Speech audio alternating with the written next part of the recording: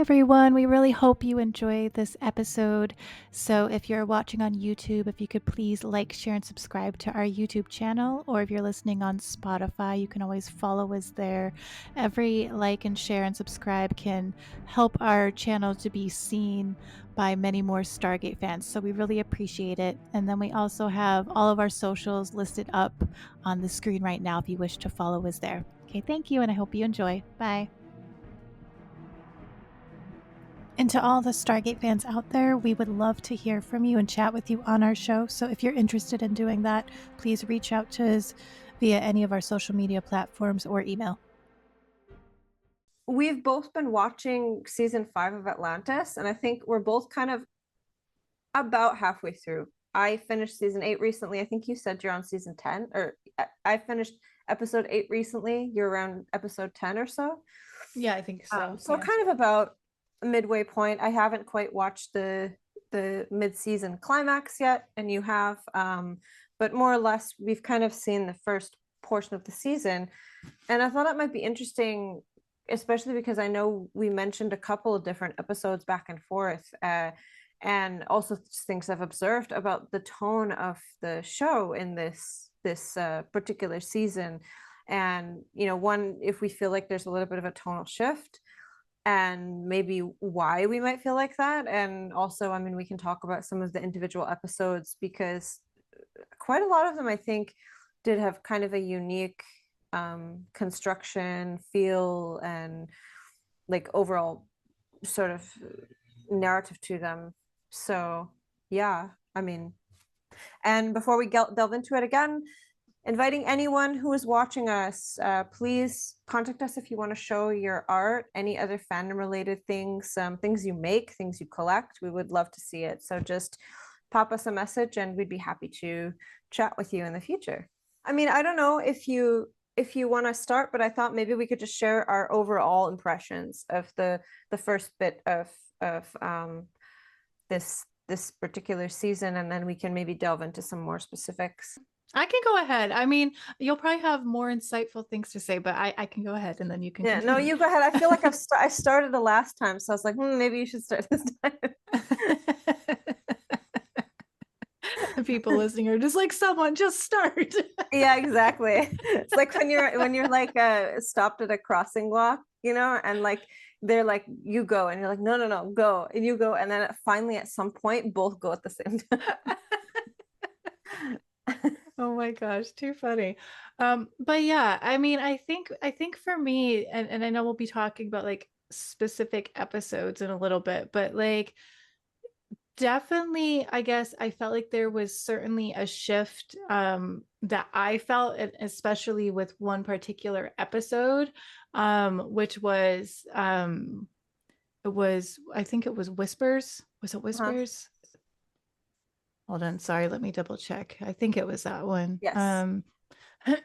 And so it was like with that one that got me thinking like, wow, this is like such a change, like compared to like what I was like the vibe from before. However, I do feel like it's kind of unique to that episode in terms of some of the stuff that kind of is in that episode. But like then once we started talking about it and mentioned that we were going to be talking about this for today's episode, and I was like refreshing my memory of some of the episodes before that, I did realize like, oh yeah, like I think there definitely was like a shift for like probably from season 5. I'm not sure, like I can't, it's kind of like because I've watched these like with gaps in between, and then would watch like a few, and then it's like maybe I didn't necessarily initially notice it because of that. Had I been like maybe watching end of season 4 and then watching an episode every week or something, maybe I would have noticed the shifts and changes with the vibe that you get from the show more so. So I didn't initially notice that, I guess, until about episode 7 for the episode titled Whispers. But yeah, I mean, how about you? I mean, so also my experience is slightly different because I've watched, I think, from episode 4 until 8 really close together, so within a couple days. So I kind of experienced it probably in a different time dimension than you, like in terms of one episode right after the other. I think it's interesting because already at the end of season 4, I thought that there was a lot of some of the episodes were much more character driven. Like there were a lot of episodes that involved just a few characters, and they were very, very character driven and driven by the interactions of the characters. And I feel like there has been, at least in the beginning of season 5, I noticed that it is shifted somewhat to where the episodes themselves are a little bit more suspenseful and dark, and not even just the material, but actually visually dark.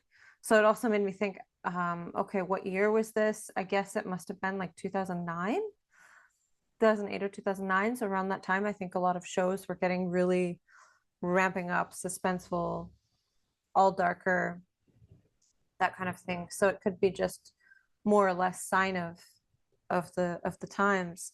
But I also think plot related as well. But I would say overall, I mean, I know we're going to also talk about the specific episodes as well, but overall, I think that the episodes have both more suspense and also a little bit more gravity in terms of the, I mean, not just like that they're necessarily scary or darker, but that even some of the emotional content is a little bit darker. Yeah. So Yeah. yeah, that was kind of my Definitely. initial impression. Mm-hmm. And I know you said you felt strongly about something about the episode Whispers. So what was your experience particular with that episode where you said you felt it stuck out to you? Yeah, I think for me, like I had maybe watched like the episode before that, and then watched that like in close, what I don't can't think of the word, but I had basically watched those around the same time. And to me it was like just musically, and the vibe too of it feeling like The Walking Dead. It felt like The Walking Dead. It felt like suddenly, and like very like jump scare like stuff, like Yes. very movie like in terms of like what it normally is. And it seemed like very intentional to give it this very like zombie thriller vibe. And so I was really surprised by that, because up until that point, I don't think I remember seeing an episode that is like that. Like, I mean, because if you think about it, like with sci-fi, you can really make it like a sci-fi thriller with almost any topic.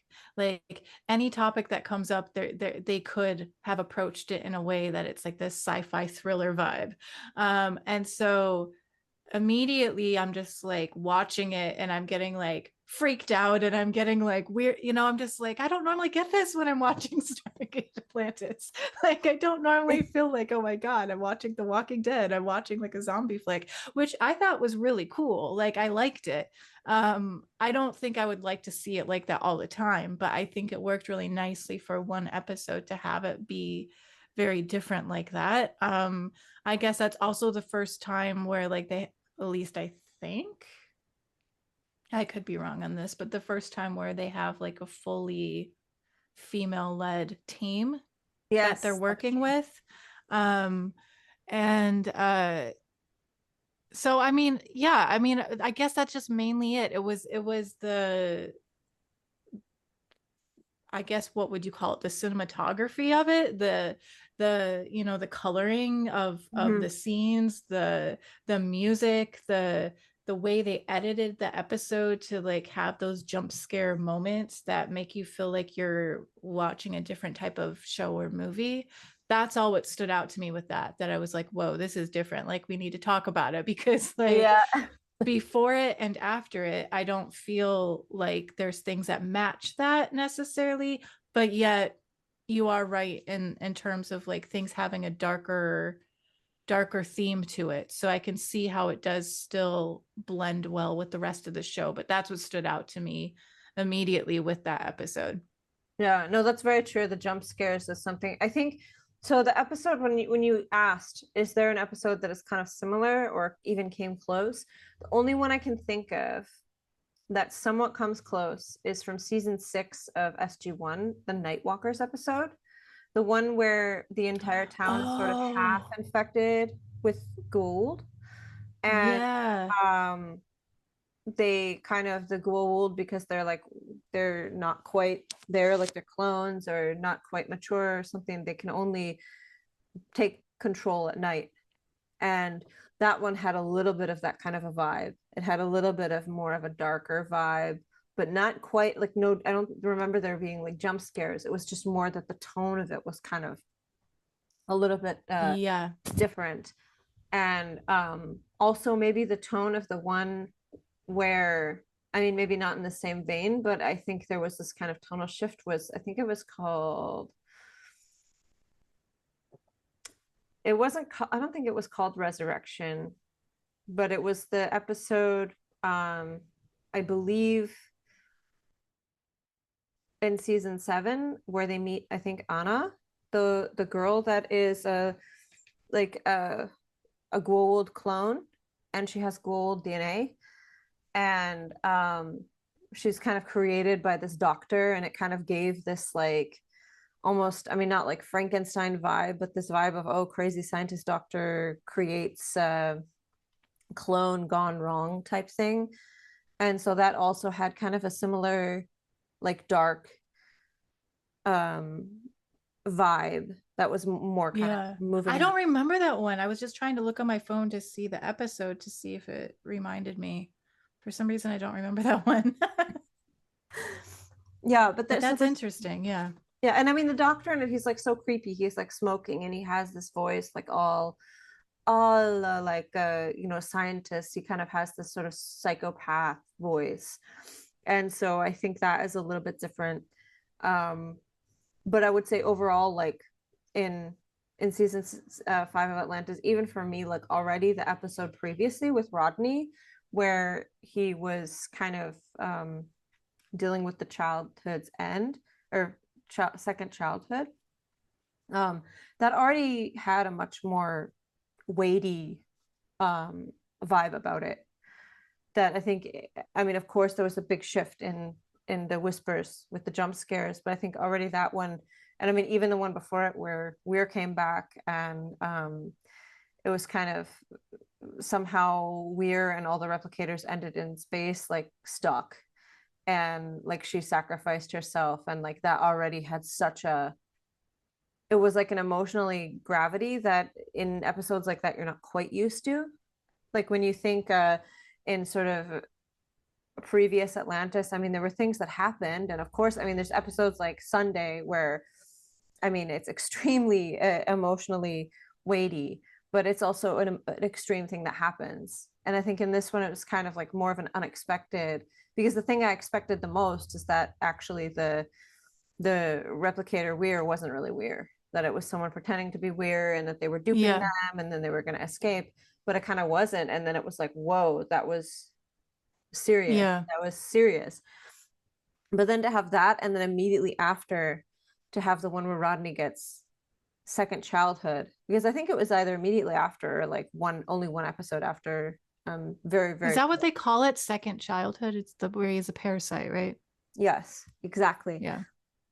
That was also pretty emotionally, like it was sad. It was almost sad throughout, and then immediately followed by Whispers, which was a jump scare episode. So it was kind of like a lot of heavy. Right. When you think like in a lot of Stargate, like the episodes that are kind of fillers, like that go between the big plot aspects, the ones kind of leading into the big mid-season double parter, or the end season or something, when you start ramping up with like sort of the quote unquote main plot, a lot of the fillers sometimes they'll be like kind of lighthearted. And if you think in Atlantis, some of them have been stuff like with, you know, Lucius Lovin or something, which is kind of like humorous, or those kind of things, that they're not quite so pulling emotionally or gripping, like in that sense. And so to have 3 in a row, it was kind of like, it is a little bit more like a change. Yeah. So I don't know how you Yeah. felt No, about that that. is it. Sorry, go ahead. Oh, I was just gonna say I'd be curious to hear your thoughts on that. Yeah. Like, no, that's all good points to make because I think part of it too, you know, is maybe like I didn't initially notice that because I had been watching other shows completely unrelated to Stargate that have more intense like themes and stuff. And so maybe that's why I didn't notice like the shift for season 5 quite as much as you noticed it. But all the points that you bring up makes total sense. And then I kind of think back to like you said, some of those more lighthearted episodes. I do feel like SG1 tends to have a lot more, I mean, I guess they have a lot more seasons, but like tends to have a lot more lighthearted episodes, I think, compared to Atlantis. I feel like Atlantis is kind of more extreme at times. But what I was going to say too is with the episode The Shrine, the one that you're talking about where Rodney has the parasite in his brain. I think it's in his brain. Uh-huh. Wherever it is, he has a parasite. That episode to me strongly gave the same kind of vibe as the episode in Stargate SG1 where Daniel Jackson has all the and it's not the same thing, but it gave the same vibe to me where Daniel Jackson has all of the personalities. I Oh don't yeah. remember what episode that was, but like where he, has all these different personalities. And so sometimes like the personality was like very childlike and things like that. And for some reason, and I don't know if it's just because in both of those episodes, there's moments where they act kind of more childlike, that's why I was associating the two, even though they're very different episodes. But for some reason, to me, as I was watching The Shrine, that's kind of like what went into my mind was that episode with Michael Shank's character where he has all the personalities, because that's one of my favorite episodes in SG1. Yeah, that's a good one. Yeah. And yeah, and like I felt like it kind of gave me that same vibe. It kind of has like if I remember correctly, like the storyline when that happens to Daniel Jackson, isn't it like a case of like they're trying to figure out how to get the personalities like out like safely so that he will be okay, right? Like so that Mhm. he survives it, I think, if I'm remembering correctly. And so it's kind of a similar thing in terms, even though this isn't like that same thing where it's like other consciousnesses Yeah. in like Rodney, but like with this, even though it's associated with a parasite, like I feel like there's still that rush with the clock of time of like making sure they can do something to try and save them. I think the one different thing with this though is that it initially starts off where it's like you're basically being told he's going to die, Yeah. and so that is quite different, I think, than a lot of the ways they have episodes usually where they'll have it be like a rush through that episode to try and save the person. It was more of like they had all given up. It kept kind of referring back and forth to present time to past time so that you kind of understand what happens.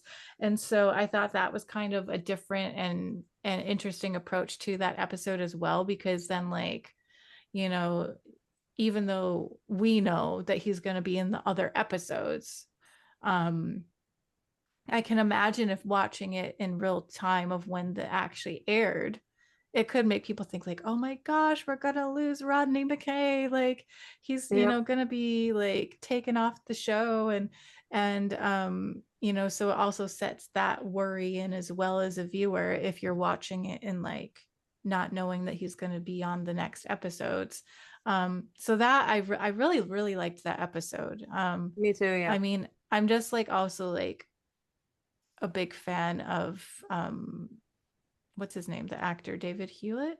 Me too. David, is Yeah. it David Hewlett? That Yes, didn't sound David right for Hughes. a second. I'm a massive fan of him. Like I just think like his acting is amazing. So it's like whenever he's given these like episodes where he is kind of like the focus and he gets to like show off his acting in so many different ways, I always think it's like fun to watch. But so yeah, so that was my thought with that one. And then you had mentioned too about what was it called? Ghost in the Machine, the one with Weir. Mhm.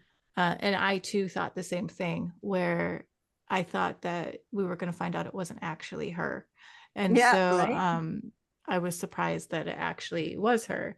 Um, and yeah, sorry, I can't remember. I kind of got sidetracked. I got sidetracked what we were talking about, but But yeah, Yeah. those were my impressions of those ones. Yeah.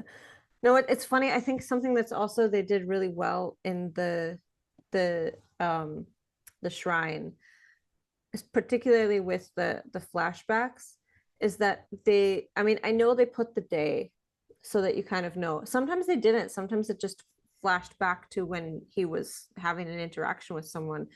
And I thought it was really well done in terms of showing different stages of the progression of it, like in such a weird Yeah. way that even though it was kind of shown out of order, you could understand where it was in the progression based on how McKay was behaving. Mm-hmm. But in that one, I mean, it was, you're right, there is this situation where, like, I think in Lifeboat it kind of happens, and throughout the course of the episode you're kind of trying to figure out what the heck is going on, and then they kind of have to, yeah, like you said, like race and get it out. Whereas in this situation, it's like right away you're thrown into knowing that there's something severely wrong. And I guess you're spending the episode wondering, are they going to save him, and how can they save him? And they even call his sister to like say goodbye. And so, I mean, I think, yeah, one of the kids even watching that said, oh no, is McKay going to die? So I think, especially knowing it's the last season, you could kind of question maybe he wouldn't survive past that episode. Yeah. So I thought it was really moving, and there were some really, really strong emotional scenes, especially with the sister. I thought were like, I really love that they integrate his relationship with his sister in the show. I think that's something really cool. But yeah, and so I think that was kind of like the gravity of that was something very special. So Yeah. but yeah, Yeah. it's a And I think, definite no, go on. What were we gonna say? oh, I was just gonna say, like, I think too that like there's a small little element of like, like in that they kind of have that thing between him and Keller, like where like by the end of it you find out like his one of his recordings, like he's saying that he loves Keller. And it kind of reminds me of kind of the dynamic between Jack and Sam. It was kind of Ah, like okay. always like these episodes where it's like you suspect like that there's something there, but then like there might be these dramatic things happen where like they admit things, but then like nothing happens from it. I know their situation's different. Like Rodney can date Keller, but like it's not the same thing. But like I just thought it kind of gives that same kind of vibe though, like of what you see in episodes like of SG1 where it's like I can't remember what the name of that episode was with where Jack like remember they were like there was like some like final thing where they need to get through like a shield or something happened, and then like Yeah, yeah, yeah. I can't remember the whole thing, but there was something where I think he like professes his love for Sam or something, and then Where like they you had to find admit out it later. because otherwise they would be lying and they would be considered Zatarks. So, Ah, yeah, yeah, yep. yeah. I remember that. Yeah, I mean, I understand, but like, I think it's just because of my own bias. I'm really not a McKay Keller relationship fan. Like, it just doesn't work for me. But that's just me I mean, I personally. know I've said as I've agreed with you on that, but then as I was watching it, I'm like, oh, I can kind of see it. Like, so it's the idea of it's kind of growing on me, but like, It's funny but because yeah.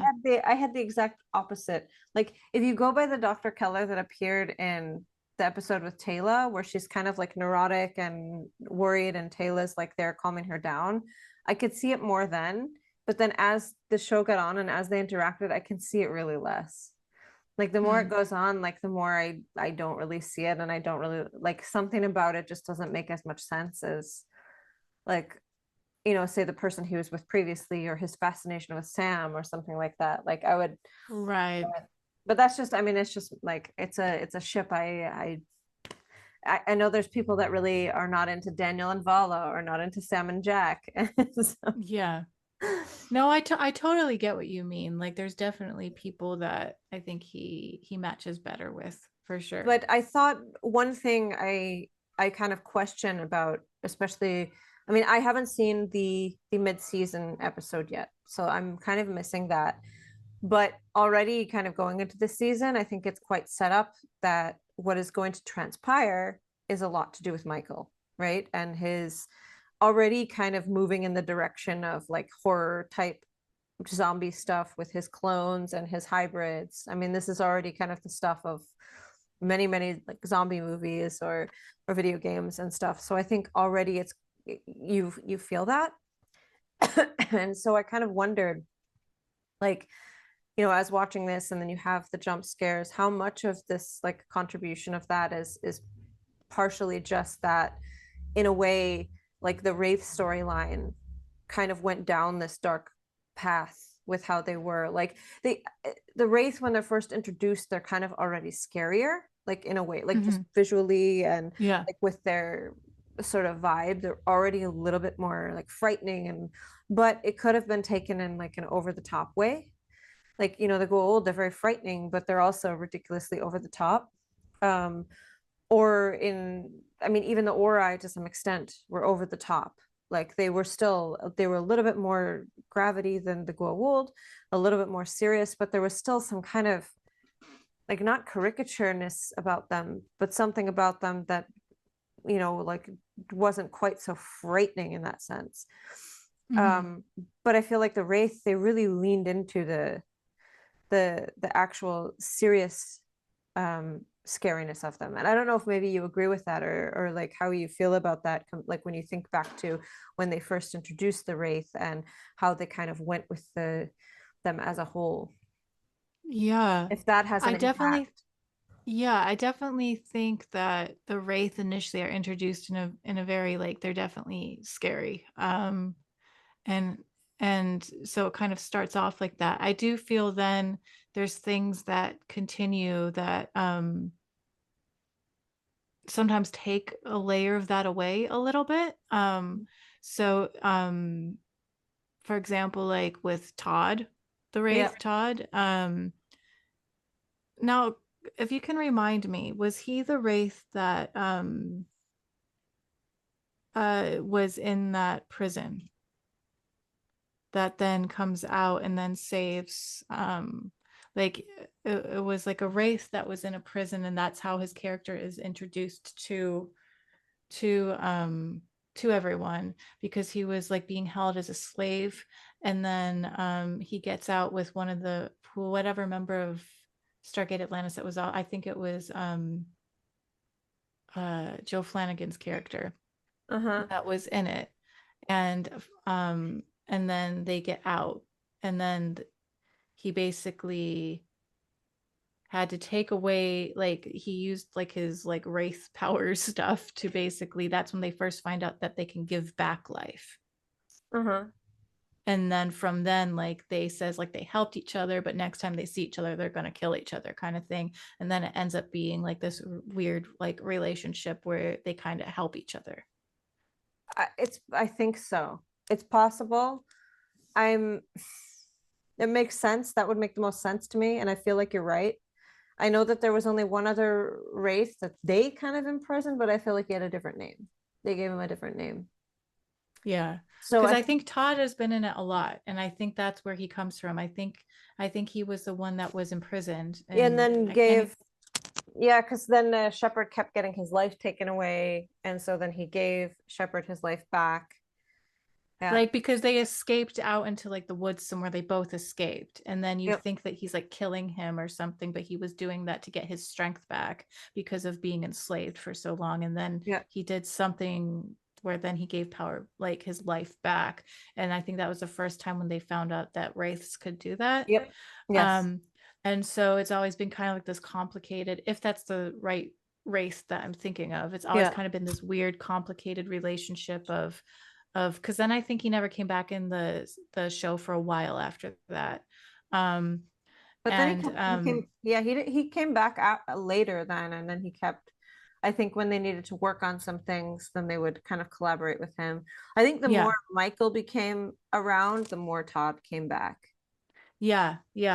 And so I feel like there's always that layer of them not knowing if they can trust him, right? And so, but there is like a friendliness there that I think can kind of somewhat take away from the scariness of the wraith a little bit. That's why I was bringing him up. But as it continues, and then like you go into like the episode where it's called The Queen, where Taylor has to disguise herself as a Wraith Queen. um I feel like there's that layer of trust, but then not knowing if you can trust them, that the scariness starts to come back a little. Yeah. No, I agree. And um in a different way than like say Ball, because they were always working with Ball and nobody knew if they could really trust him or not. Like I think that was always yeah, kind of thing. But I mean, in the end, Ball is also kind of he's very predictable in a way. And I mean, not like Wraith are also kind of predictable, but I think it's a different situation. But I would say this is where it's kind of one situation where I think the Michael and cloning storyline kind of pushed it in more of a darker direction in that sense, or like maybe yeah, darker, more serious. Because I remember when now that you bring it up, with the first episode with Todd, I remember him like he must have been the one that said something to Shepard like there's a lot about Wraith that you don't know. And it was mm-hmm. almost alluding to the fact that they were going to start making Wraith seem more complex. And maybe this would even make them a little bit, I mean, not less scary, right? But like a different kind of situation. But I feel like once the Michael storyline kind of happened, it kind of shifted everything a little bit. And so I Yeah. think that also shifted everything. And I would say one thing, because we talked a little bit about casting changes in the past. And I Mm-hmm. know in season 5, we have one kind of major casting change, which is just the switch of from Carter to Woolsey. But I don't really think that has necessarily an impact on the tone, because I actually think Woolsey's character is quite, I mean, he has a similar role. He's not always around, like in that sense. So it's kind of not quite as profound as like when a main character from the team is switched out, because Carter wasn't overly present. Like she wasn't in every single episode of Atlantis, and there's Yeah. definitely been some Atlantis season 5 without Woolsey. So it's like a shift, but not quite. But I would say one of the things that I feel that could have in a way softened some of the like this feeling of what comes out of like Michael's research, but it like that, like you know, like in a way is to have more of Beckett. And I think Beckett is kind of very absent, and so that also changes the tone a bit, because I Mm. think Keller's character doesn't quite have the same um like doesn't bring the same energy to the show. She brings actually a more like sort of serious, subdued energy, Yeah. which is again maybe what they were intending, but I think that also does kind of have an impact on how this storyline is perceived. I don't know what your thoughts are, but that's at least kind of how I felt. Interesting. So you feel like with how the storyline with Michael is perceived, or just with the storyline in general is perceived because of I would Keller? I would say the overall tone I think would be different if it was Beckett instead of Keller, because I Mm. think he already like from the beginning of the show was more of like comic character, Yeah. kind of like how Yeah. O'Neill was. And they kind of, in a way, like the O'Neill archetype of how he interacted with Daniel was replaced with Vala in a way, like not replaced, but that was kind of like the, you know, so to call it like a substitute. But in here, like Yeah. when you switch, and I think in the doctors in SG1, Janet and Dr. Lamb, like of course they were different people, but in terms of the vibe and the energy they brought, it was very similar. You know, Hmm. they had a Yeah. similar vibe and a similar energy, but I think Beckett and Keller don't have a similar energy at all. Yeah. I think Beckett was much more of a like had a completely different sort of energy than Keller. And maybe that is, I mean, I don't know what they like the intention. Maybe this is part of how they really wanted to kind of also add in the darkness and the seriousness of Yeah. everything. That's really interesting. Like, yeah, I mean, I think I agree with that. Like, what I was thinking as you were saying that is like maybe that's why when Beckett's like clone comes back, why it feels so strange, because I feel like it's very serious. Like Yeah, he's very serious when he comes back, for the most part. true. That's true. You're right. And so like that nice little, happy-go-lucky kind of nervous Beckett, that's kind of humorous because he gets freaked out about stuff or whatever, but then like his like, strength kind of kicks in when he needs it to like, that's kind of gone when he comes back. So maybe that's what I was picking up on and not realizing.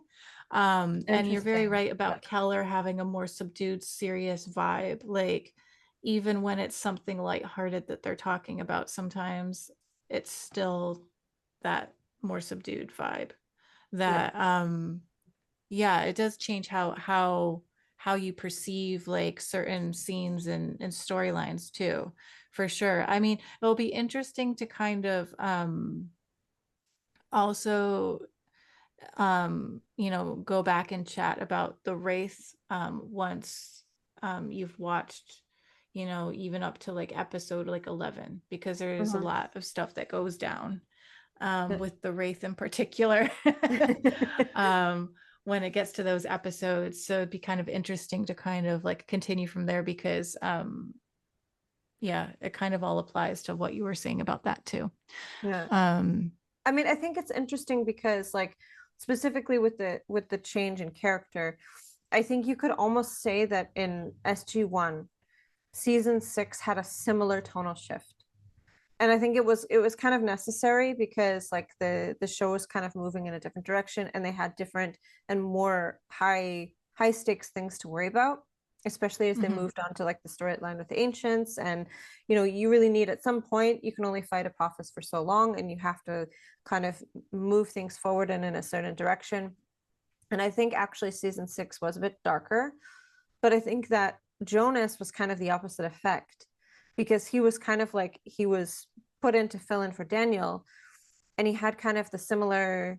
He was I mean, he wasn't an archaeologist, but he was the knowledge one. He wanted to like get to know people and get to know things and super curious and a quick, quote unquote, quick study. But his character was actually significantly more lighthearted and optimistic than Daniel Jackson. Like Daniel Jackson was kind of like the tortured, empathetic archaeologist, who went through a lot of trauma. And I mean, he wasn't necessarily, I mean, of course, he added a certain layer of humor, but I think the character itself was like, Jonas had this innocent optimism about him Yeah. that I think kind of pulled opposition to the darkness of season 6. And I think Yeah. if you didn't have Jonas there to kind of counter that, or maybe they added that because Jonas was there and they were countering Jonas. I don't know. But I think without that sort of counterbalance, season 6 would have felt significantly more dark, I think, significantly darker. Yeah. Yeah. Yeah. That's interesting for sure, because I definitely remember with season 6 of SG1 noticing that. And for me as a viewer, I just remember thinking like I really kind of needed that lightness to it as well to Yeah. enjoy it as much as I did. Not that I didn't enjoy it, but that was very needed, I think. I think it would have been too heavy feeling of all the different topics that were going on during that season, compared to the other ones. That it does, like, for me personally, when I watch things, if things remain too serious for a long period of time, it can take a toll on me as a viewer. And so that's one of the things I've always liked about Stargate is there's always those things to break it up. And so I definitely agree that season 6 is very of SG1 is similar to how they're kind of changing up season 5 of Stargate Atlantis. Um, Interestingly enough, though, I never felt with Stargate Atlantis like anything felt too heavy. Like I was just watching it and not really thinking much of it. It's just that I noticed that there was certain differences, especially in that zombie episode that I told you about. That it definitely felt different, but none of it was ever too heavy that I felt like I had to take like a long break from watching it or anything like that. But it does, like, when I think about each individual episode I've watched up to this point, because I've watched up, I was just checking the app that I use. I think I watched up to episode 11.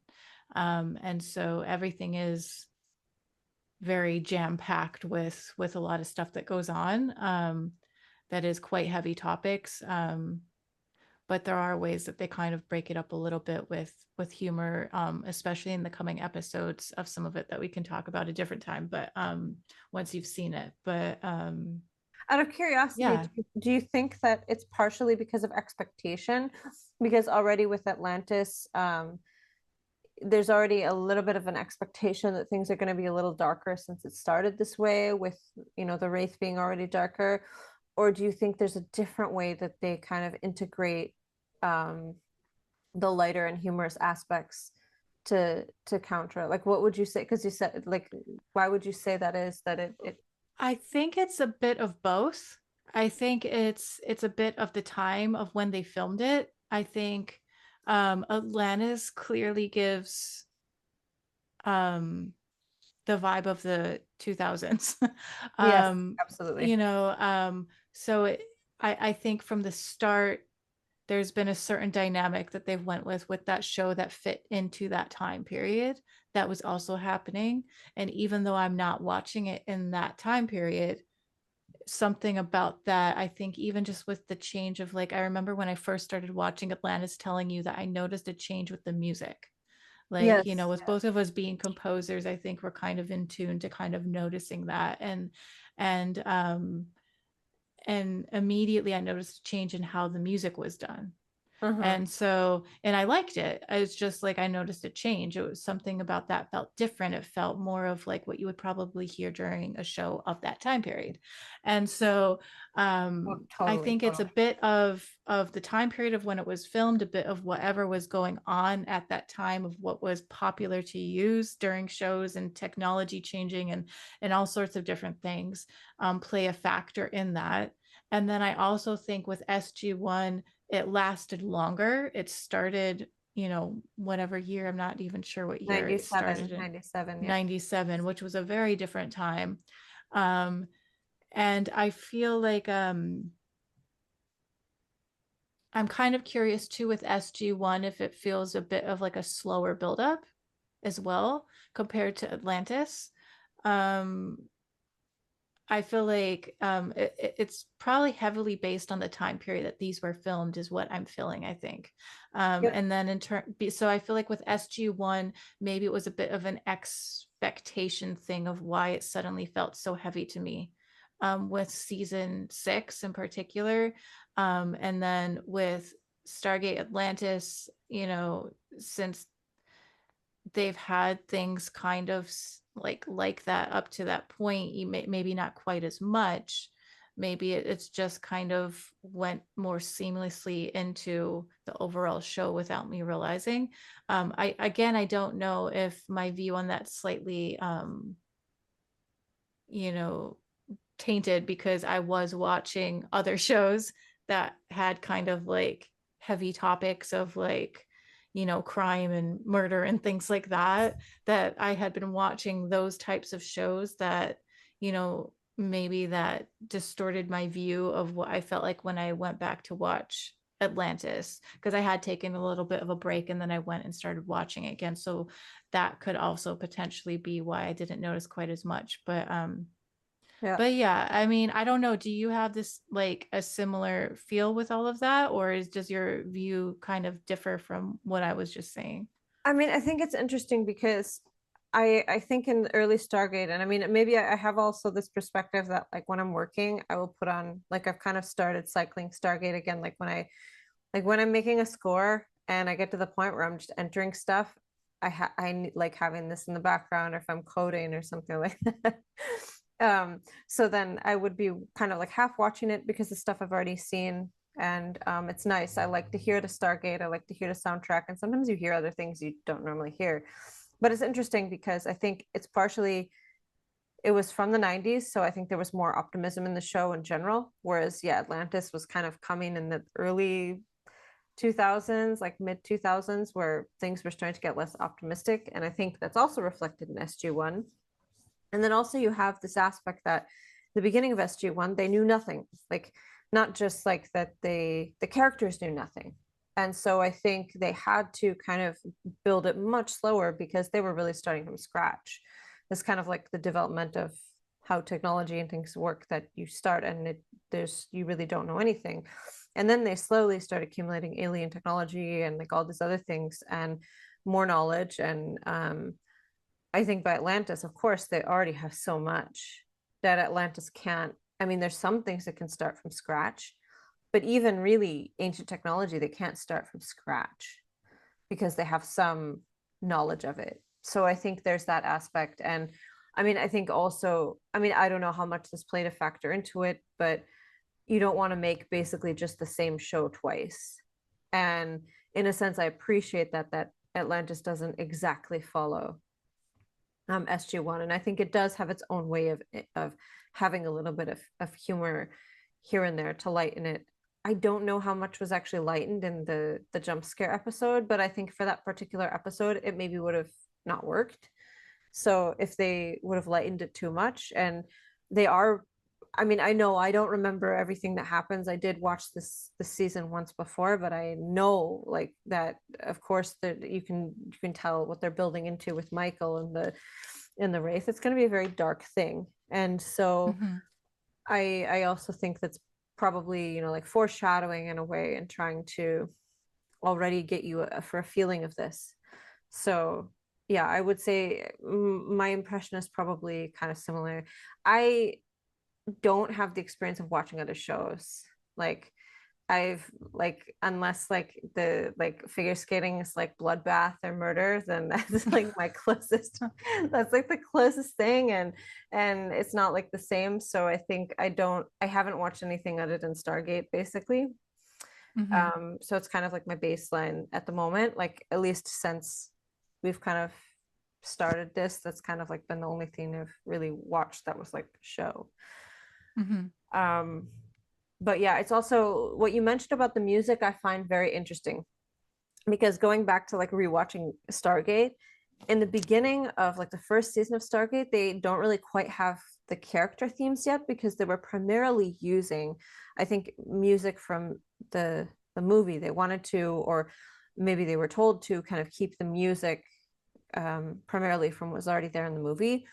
And it totally gives all of the scenes a completely different vibe than once you get into like the episodes where they start adding in themes and different things where you can tell it's from the composer that is writing for the series, because it takes on this different tone and the different way of it like basically existing alongside. And somehow the music in like especially the first season, it's almost kind of jarring to go back to because the music is so dramatic, because it sounds like this dramatic film music, but actually what's going on in the show at the time isn't quite so dramatic compared to like say what's happening in you know season 5 of Atlantis. Interesting. Yeah. So that is like a really interesting kind of juxtaposition. But yeah, so I think the music really does.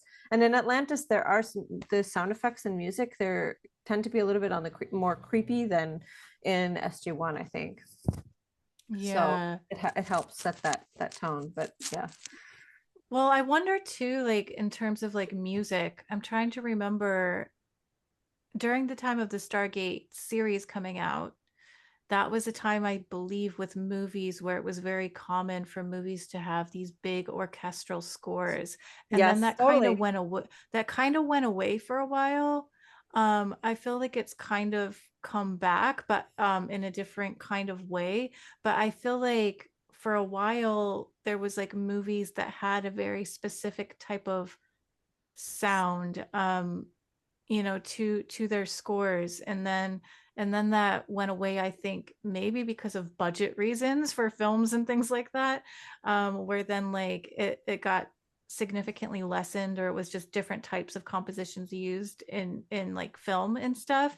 And so it's kind of interesting because I wonder, during that time with like shows, I'd be interested to find out if there's other shows that have like those orchestral sounding scores or not, or if that was Yeah, just like a film thing, it because might. I'm, you know, Yeah. around that time it was a lot of sitcoms too, right? Like, And yeah, and they don't really have, I think it might be just yeah, more like because I think they literally took music from the film for some of it. Not all of yeah, it, but some of it it's very clearly. And I know the most the soundtrack that was created for Stargate was actually MIDI, not Yeah. samples. So I mean, in most Yeah. shows I think it's like that, and that's why also probably a lot of shows it's like you get typical like 2000s drama as piano and strings. That's like classic. A Mhm. little bit of electronics. But yeah, no, I completely agree with you that I mean the films of like the 90s, that area of the 90s, there's this orchestration that like once you hear it, you like know when it's from. Yeah. Yeah. Yeah.